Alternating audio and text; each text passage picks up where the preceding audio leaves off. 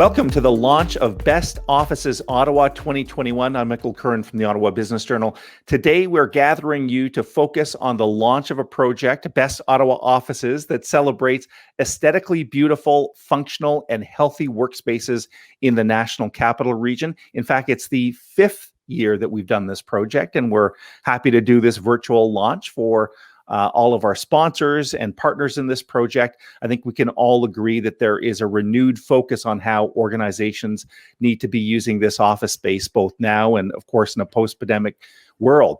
So to get into the details of this, I'd now like to introduce one of my colleagues from the Ottawa Business Journal. She is the project manager of this project, and here is Wendy Bailey. Hello, Wendy. Hey, Mike, how are you? Great. Thanks for being part of this. Wendy, maybe we'll kick off by asking you about why you think it's important to celebrate the professionals behind the city's top commercial spaces. Well, Ottawa has a pretty sophisticated design scene, and it's one that we don't celebrate enough. Best Offices Ottawa is trying to rectify that by recognizing the design that's created here in our own city. And companies in the region are realizing how important it is to create a workspace that attracts top talent. The pandemic has created an even more heightened awareness of this. It's changed the way that we work, and we're starting to question everything about how and where we work. And the companies highlighted in this year's Best Offices Ottawa are the experts who can address how important workplace design is with respect to everything from lighting to ergonomics. Yeah, I love that we had that broad scope. So it's beautiful space, it's lighting, it's ergonomics, all of that goes in, of course, to great space. Wendy, this is a project that we've launched, so the information is now public. How can people watching today's video access the report? Well, Best Offices Ottawa is included in the OBJ Spring News Magazine, and that's on the streets right now. Alternatively, you can also access it digitally on our website at obj.ca. Just scroll to the bottom of the page, and it's just click on the spring issue of OBJ with fastest growing companies on the cover. That's right. And just flip a few pages in and you'll find it. Well, listen, Wendy, it's not easy to pull together projects during a pandemic, but thanks for all the hard work that you put into this. Congratulations. Well, thank you very much. Thank you, Mike. We'll see you soon. Okay, bye-bye. It's now time to introduce a fellow colleague at the Ottawa Business Journal. I'm speaking about OBJ's head of content. Please welcome to the show, Peter Kavesi. Thanks for co-hosting this broadcast with me, Peter. Any reflections on this year's project? So one thing that really struck me was just what a significant emphasis there is, significant desire, I should say, on a return to in-person collaboration. Now, I mean, of course, we have to be honest, right? We're very lucky to be living in an era where so many of us have the ability to work from home and can just jump on a video call to chat with one another. But, when you take a look at some of the offices that we are profiling in this year's edition, well, I have to admit that, some of our makeshift home office setups look, maybe a little slightly inadequate by comparison. There's just so much attention to detail on elements that foster creativity, and inspire teamwork and collaboration. All of these things were major trends prior to the pandemic, but I think, as we come out of COVID-19, it will become doubly so. Those are definitely some good initial thoughts. And Peter, the setup of today's virtual event is that I'll have a main interview. I'll be introducing her in just a few minutes, but you're going to pop in and out of today's broadcast with some specific interviews. In fact, your first interview takes a close look at de Provencher-Roy's design of a flagship building in downtown Ottawa. Let's go to that interview, Peter. For decades, the Algonquin College Learning Centre has been a leader in continuing education. As it looked to expand, the school recently moved to a new home at 700 Sussex Drive on the edge of the Byward Market. To help it reinvent its centre, Algonquin hired architecture and design firm Provencher-Roy to bring its vision to life. I'm now joined by Anna Westland, a partner at Provencher-Roy, who helped lead this project. Welcome, Anna. Hi, nice to be here. Just paint us a bit of a picture and tell us, how did your firm approach this project? Yeah, sure. This was a really great project for us. It was a landmark project that we were able to start not long after opening our Ottawa office. So, a really great opportunity here. And basically, the process started during the planning stage. So, it was before Algonquin had signed their lease at 700 Sussex. And we had the opportunity to work with their VP of Innovation to reimagine what the center could be. So rather than being hidden away in a traditional office building, looking at the possibility of some different spaces. One of them being 700 Sussex, and so the collaboration really started early on in the process, which is ideal. So before they had signed a lease, and we were able to explore possibilities with them to help them make that decision. So it is an absolutely gorgeous space in a landmark location. I'm curious, once you were able to step back from the project, is there do you have a favorite either corner of the space, a particular feature that really sort of stays with you and jumps out at you? Well, I'd say it's kind of a toss up between the reception area, which we designed to be really like a wow area, and I think it speaks really strongly to Algonquin, what that word means to Algonquin College, the heritage there, and the culture that it represents, and also the main atrium that I mentioned, because it's just such a beautiful space with the natural daylight, the views, the lighting, the furniture. It really is a dynamic space that can be used for a lot of different functions. So people use it during the day to break out, to go have a private call from the office area. It's also used as an event space back when Algonquin was able to carry on events and will be again, hopefully soon. And it provides a breakout area between training sessions, because all of the training rooms they lead out onto the central atrium. So it's a really nice gathering place and a very flexible space that can be used by a lot of different people for a lot of different reasons. I know that once we are able to get back together and gather for in-person events, this is going to be a very, very popular location for that. Before I let you Definitely. go, how can people get in touch with you if they want to learn more? Sure. Well, you can get in touch with me through our website. So it's www.provencheroy.ca. And yeah, you can find my contact information there. And I'd be happy to chat with anyone who's curious about the work we did for Algonquin, or any work that we could do for you in your space. Fantastic. Thanks, Anna. Thank you. And just as a reminder, you can read more about Provincial Roy's work on the Algonquin College Learning Centre in the feature-length Best Offices Ottawa article in the current issue of the OBJ News magazine, as well as in the featured spotlight box on obj.ca. Well, thank you, Peter. It's now time to introduce our special guest for the launch of today's Best Ottawa Offices. She is an interiors practice leader at HOK's Ottawa office. Over the past 25 years, our special guest has led project work with some of Ontario's most significant companies and government entities. She's also the past president of the Eastern Ontario chapter of AREDO and a member of the Interiors Designers of Canada, and an advisory member for Algonquin College's Interior Design degree program. She was also honored with a Distinctive Women's Professional of the Year award and a finalist for Business Women of the Year from the Women's Business Network of Ottawa. That was a whole big mouthful. Here with us is Lynn Farron. Welcome, Lynn. Thank you very much, Michael. Well, I'm so happy to have you here. Your accomplishments in this field are quite remarkable, Lynn. So thank you for everything you've done. And I think we could easily agree here, Lynn, that what's happening to offices because of the pandemic and this work from home trend is quite remarkable. So I'm going to start off by asking you a big question, and I'm a little facetious when I ask it, but our office is gone. Our office is going to the office a thing of the past. What's your take on that, Lynn? My take is that I don't believe they're gone completely. I think they're going to there will be a shift. when we think about where we were a year ago, there was actually a spike in productivity when people started working from home. It was something new, and it's like, hey, we don't have to commute.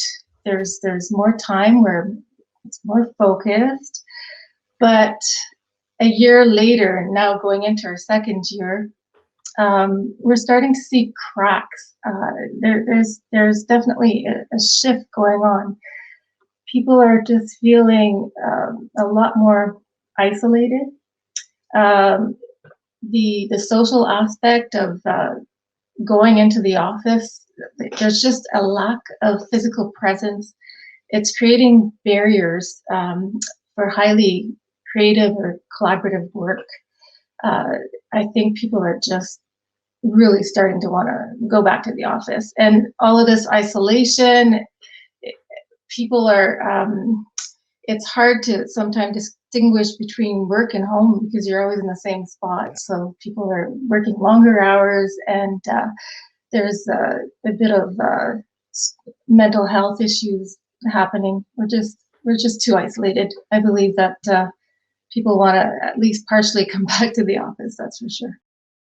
Just pick up on what you said there. It's quite fascinating, Lynn, because the question I posed to some degree was almost premised on the fact that work is a physical space, and of course it exists as a physical space. But you talked about mental health, you talked about collaboration, you talked about connecting, the culture, right? You were getting at kind of the culture of connecting with your employees. So, is it true, Lynn, that this disruption in what was the status quo 13, 14 months ago, is this disruption an opportunity really to completely rethink what an office is and what its purpose is? It absolutely is. One thing that we have to remember when we're going back to the office, when the pandemic subsides and we can finally go back after all the vaccines,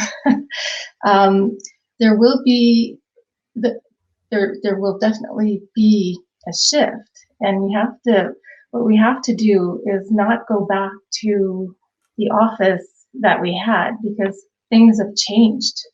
We have to acknowledge gaps that occurred, the flaws that occurred in the offices before the pandemic.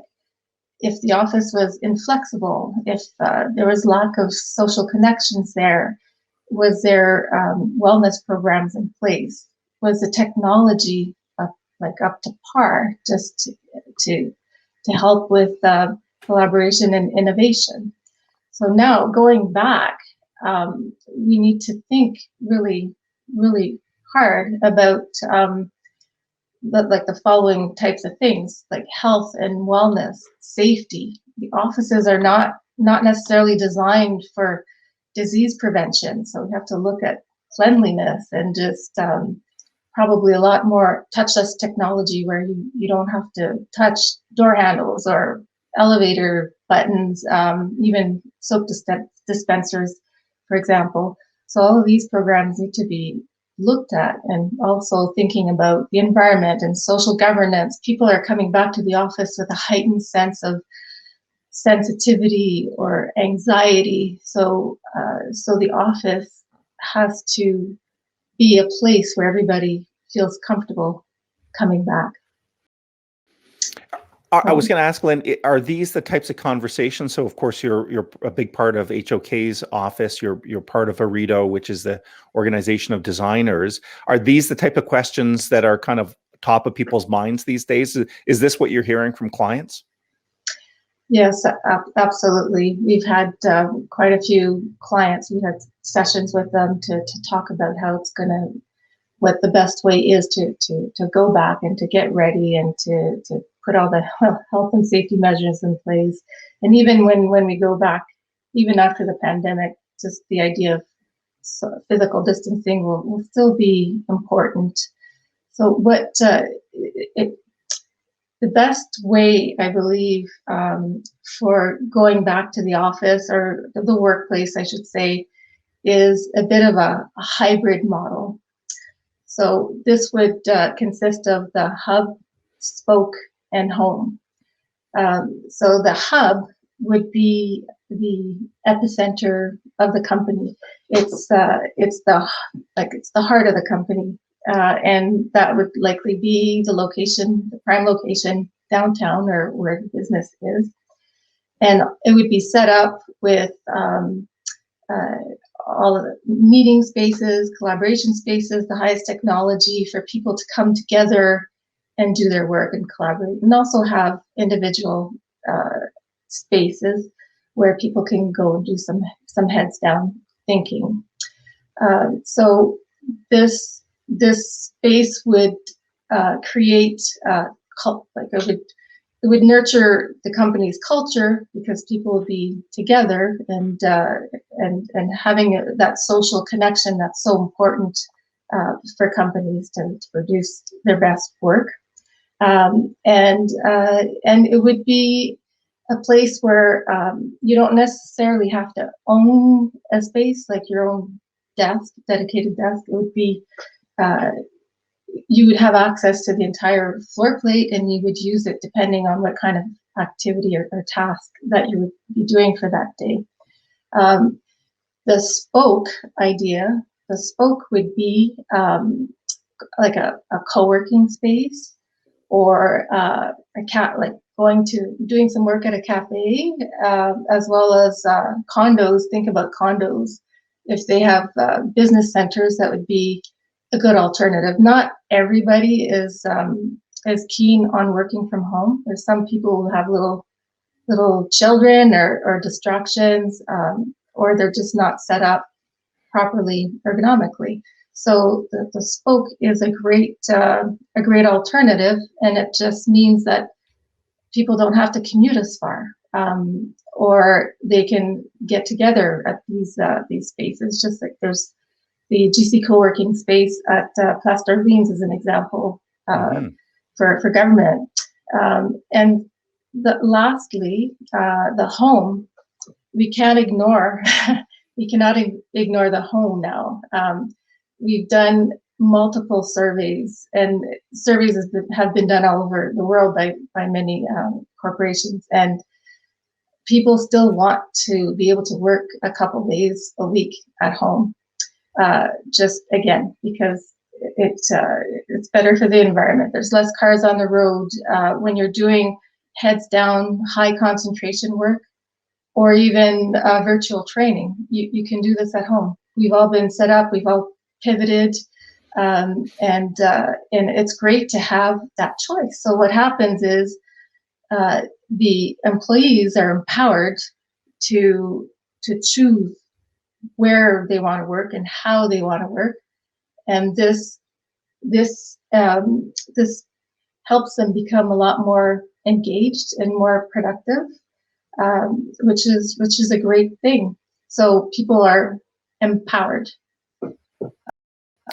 Lynn, that's a great start to our conversation. Thank you for everything you've contributed right now. We're going to put a pause on this conversation, and I'm going to go to my colleague Peter for his next interview, where he is speaking with BDA Lighting's remodeled office space. Take it away, Peter. BDA Lighting Group has more than 30 years of experience creating innovative lighting solutions. And during that time, the Nepean-based firm has steadily expanded its office footprint to accommodate its growing workforce. But a couple of years ago, the company's principals looked around their office and thought, it's time for a change. With many years of construction experience combined with a passion for design and architecture, the company took matters into its own hands when it came to remodeling its own office. I'm now joined by Francois Bertrand, a principal and owner of BDA Lighting. Welcome, Francois. Thanks, Peter.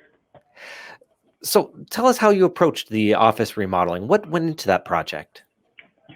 With the help of our team, we came up with an overall concept for a collaborative environment that was flexible and would best suit our needs.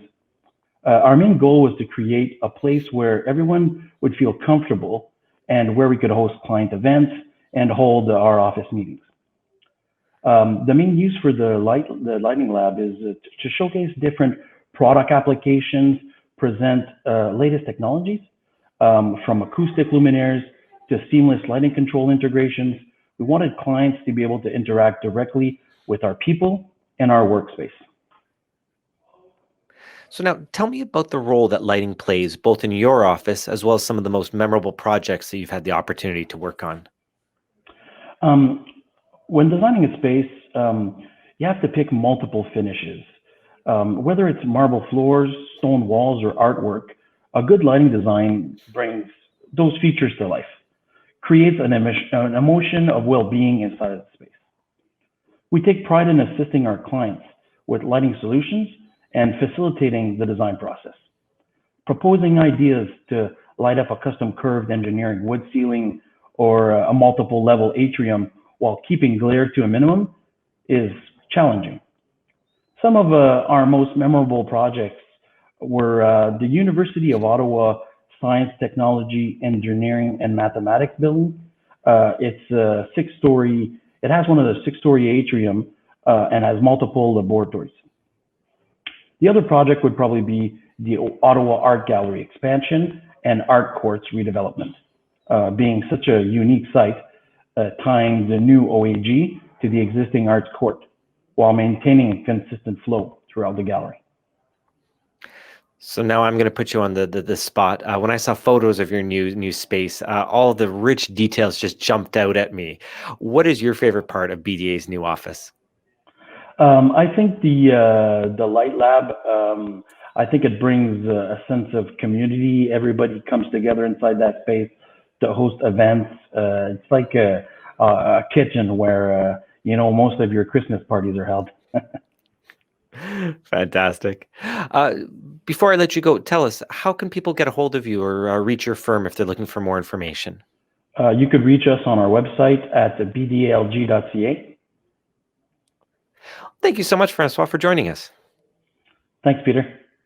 And as a reminder, you can read more about BDA's spectacular new space in the feature-length Best Offices Ottawa article in the current issue of the OBJ News magazine, as well as in the featured spotlight box on obj.ca.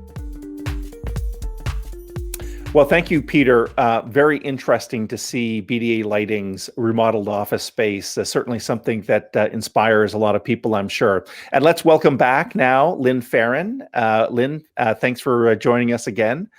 And Lynn, the next thing I wanted to explore with you is to really help people start to visualize what they might see. You're a designer, you work in visuals all the time. So, our current office space, Lynn, is a very kind of preset rows of cubicles, like big cubicles, the walls are 4 feet high, Lynn. These are very immovable things. We're not, I'd have to bring in a small army of people just to reorganize them. I imagine, Lynn, when I think of what you've been talking to us about, that's kind of the way of the future. So if you could now take us into, the later part of 2021, 2022 or beyond, what are some of the things people might see as they walk into a more modern version of your hub, in your word? So people would come into the office and you would not have you wouldn't have a cubicle farm. You'd have the power of choice. So what am I doing today? Well, I'm meeting with a group of people to come up with a concept design. So we're gonna meet at the harvest table in this open area because this is where we're putting all of our ideas together, and there's also a screen on the wall. So we've got our laptops, we've got our sketch papers, and we're just all congregating together. And then in the afternoon, well, I need to actually write meeting minutes. So I'm going to go to actually, I still kind of like having a little bit of buzz around me and excitement. So I'm going to go to the banquette seats. So they're high seats. It's partially enclosed, so it gives the message that I need to be alone. I'm concentrating, and then throughout the day, I just keep moving based on what I'm working on. There may be a time where I go into a quiet room and just slide the door, and I'm going to have a a Skype meeting with the Ottawa Business Journal. Close the door. I have the acoustics that I need, and keep working. And then there's enclosed meeting rooms where we may connect with the Toronto or Calgary office. And part of the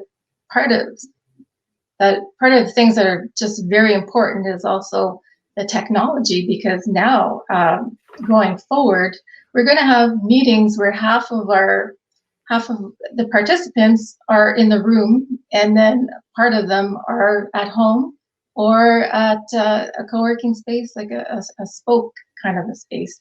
So the technology really will have to respond to those kinds of needs. And so I don't have my own desk. I have my laptop. So I migrate to what I need.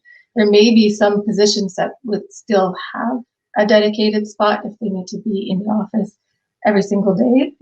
But yeah, I go, and if I need, there's lockers, and I'm just going to go put my purse in the locker or my winter boots. But I'm not going to have my own desk necessarily. And part of that is also that the whole part about the cleanliness. If I've got my own desk, then I'll leave my papers there day after day, or my items. But with the clean desk policy, yes, you touch down, and at the end of the day, you wipe it down with the wipes, and I can see hand sanitizer that already exists in any office now with what's going on. But this could be a day in the life, and then the next day or two, well, I'm working from home because I'm doing training, and I need to really concentrate, and I don't need to be in the physical space. And yes, I live in Orleans, so I'll go to a spoke. I'll go to a co-working space on Friday because I just need a change of scenery.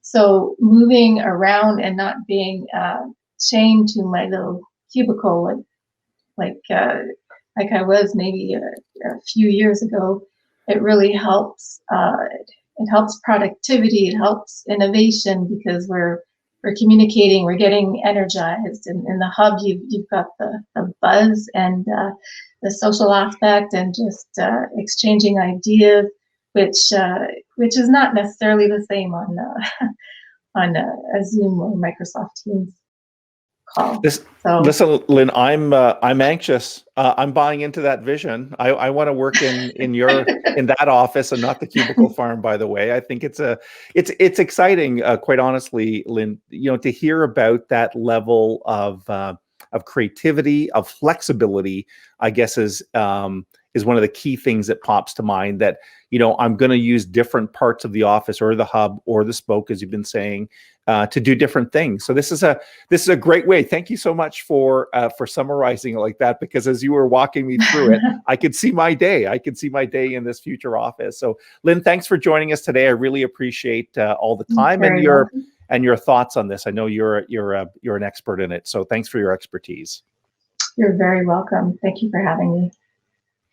So now we'll go to Peter Kavesi. Peter is going to talk about some of the ergonomic challenges of these new offices. We were just talking with Lynn about how you're going to be sitting in different places or maybe working from home. You know what's common? You need good ergonomics the whole way through. So here's Peter's other interview. Regardless of how quickly COVID-19 vaccines are rolled out, there's a widespread expectation that many employees will continue to work remotely even after the threat of the pandemic subsides. While working from home has both benefits and drawbacks, Sue Hannell is looking at this trend from a unique perspective. She's a Canadian certified professional ergonomist and registered kinesiologist, as well as the founder of Ottawa-based Ergo Safety, which has been operating here in the National Capital Region for just shy of 30 years. Welcome, Sue. Thank you for having me. Tell me, from an ergonomics standpoint, what is the work from home trend doing to our bodies? Well, as you know, we're now into our second year of the pandemic, and back in early 2020, after about 4 to 6 weeks, we started getting calls for people who were experiencing discomfort working from home. They had concerns because they didn't have good working setups. The chairs were not comfortable. They were working on kitchen or dining room tables.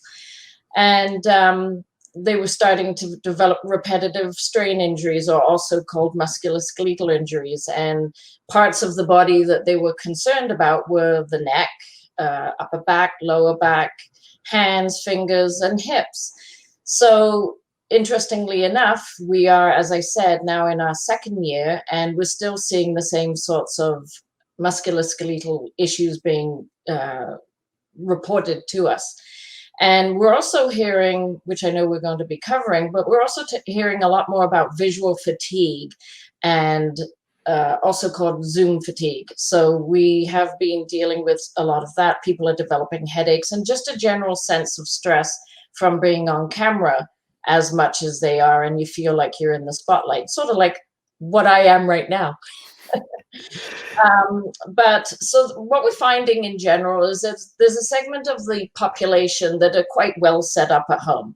After a year now, people have been able to go back into their work offices, and they've gathered their chairs or their laptops, their monitors, keyboards, and things like that.